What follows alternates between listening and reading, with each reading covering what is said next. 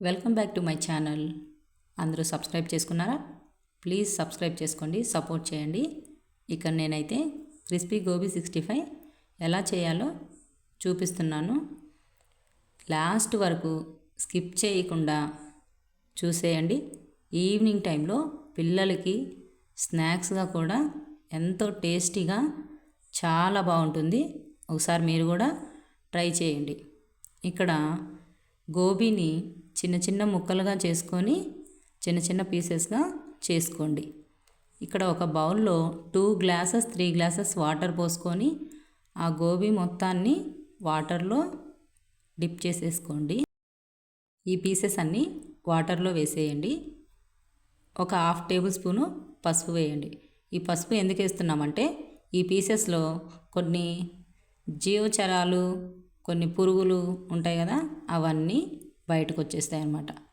ఇప్పుడు పొయ్యి మీద గిన్నె పెట్టి గిన్నె కింద మంట పెట్టి ఒక్క పొంగు వచ్చేదాకా బాయిల్ చేయాలన్నమాట. ఇలా బాయిల్ చేసిన తర్వాత ఎక్కువగా బాయిల్ చేయొద్దు, అలానే తక్కువ బాయిల్ చేయొద్దు. ఒక పొంగు వచ్చేదాకా చాలు. ఇప్పుడు ఒక బేషన్ తీసుకొని ఒక 1/2 కప్పు బియ్యం పిండి, ఒక ఫుల్ కప్పు శనగపిండి, ఇలా ఒకటైతే 1/2 కప్పు, ఒకటైతే ఫుల్ కప్పు ఇలా తీసుకోండి. 1 టేబుల్ స్పూను కారం, మీకు ఇంకా స్పైసీగా కావాలంటే ఎక్కువ కూడా వేసుకోవచ్చు. 1/2 టేబుల్ స్పూను సాల్టు. ఇక్కడ gobi 65 masala 1 tablespoon, garam masala 1 tablespoon, ఇలా మొత్తం వేసేసుకొని చక్కగా గడ్డలు లేకుండా కలిపెట్టేసుకోవాలి.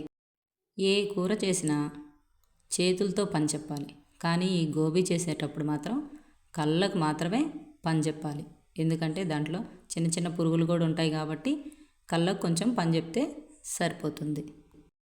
ఇదిగో పాప, ముందు నీ కళ్ళైతే కనిపిస్తున్నాయా లేదా? ఇది నాకు చెప్పు. ఏంటా రాలేదనుకుంటున్నా, వచ్చావా?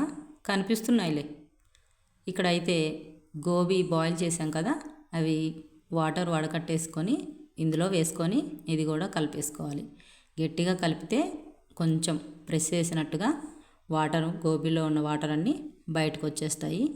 ఈ పిండి మొత్తం గోబీకి పట్టేసేయాలి.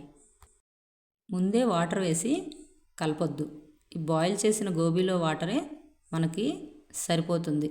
ఒకవేళ సరిపోకపోతే అంటనట్టుగా కొంచెం నీళ్ళు ఇలా చిలకరించుకుంటే సరిపోతుంది.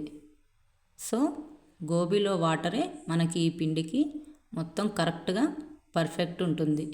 ఇలా కలిపిన తర్వాత ఒక 10 నిమిషాలు పక్కకు పెట్టుకొని మళ్ళీ ఒకసారి కలిపేస్తే కోటింగ్ కూడా గోబీకి చాలా చక్కగా పట్టేస్తుంది.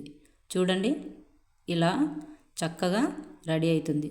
ఇప్పుడు కడాయిలో ఆయిల్ వేసుకొని ఈ ఆయిల్ వేడయ్యాక కొంచెం కొంచెంగా సిమ్లోనే పెట్టుకోవాలి, కొంచెం కొంచెంగా వేసుకోవాలి. హలో పాప, గోబీ బదులు నీ ఏళ్ళు ముంచావనుకో, అది కూడా డిఫ్రై అవుతుంది. జాగ్రత్త, చూసుకో మరి. సర్లే, చెప్పింది చాలు, నేను జాగ్రత్తగానే వేస్తాను, సరేనా? చూస్తానే ఉన్నావు కదా, చూడు. మీకు బయట దొరికే గోబీ రెడ్ కలర్లో మాకు చూడటానికే కాదు తినటానికి కూడా చాలా కలర్ఫుల్గా కనిపించాలి, మేము అలాగే తినాలి అనుకునే వాళ్ళు పిండి కలిపేటప్పుడు కొంచెం ఫుడ్ కలర్ వేస్తే మీకు చూడటానికి కళ్ళకు కలర్ఫుల్గా, తినటానికి టేస్ట్గా అలాగే ఉంటుంది. ఫుడ్ కలర్ ఆప్షనల్ మాత్రమే, వేసుకుంటే వేసుకోవచ్చు, లేదు మాకు హెల్తే ముఖ్యం అంటారా వేసుకోపోయినా పర్లేదు. ఈ గోబీ వేసిన తర్వాత ఒక 2-3 మినిట్స్ కదిలించకుండా అలాగే డీప్ ఫ్రై చేయాలి. ఒకవేళ కదిలించారు అంటే పిండికి పిండి, గోబీకి గోబీ సపరేట్ అవుతుంది. సో 2-3 మినిట్స్ తర్వాతే కదిలించాలి. చూశారు కదా, చాలా బాగుంటుంది. లోపల సాఫ్ట్గా, పైన క్రిస్పీగా, చాలా టేస్ట్గా ఉంటుంది. గోబీ తినని వాళ్ళైనా సరే ఇలా చేసి పెట్టారు అంటే చాలా ఇష్టంగా తింటారు. ఈవినింగ్ టైంలో పిల్లలకి ఈవినింగ్ స్నాక్స్గా చేసి పెట్టండి. అంతే ఈ వీడియో. సబ్స్క్రైబ్ చేయండి ప్లీజ్.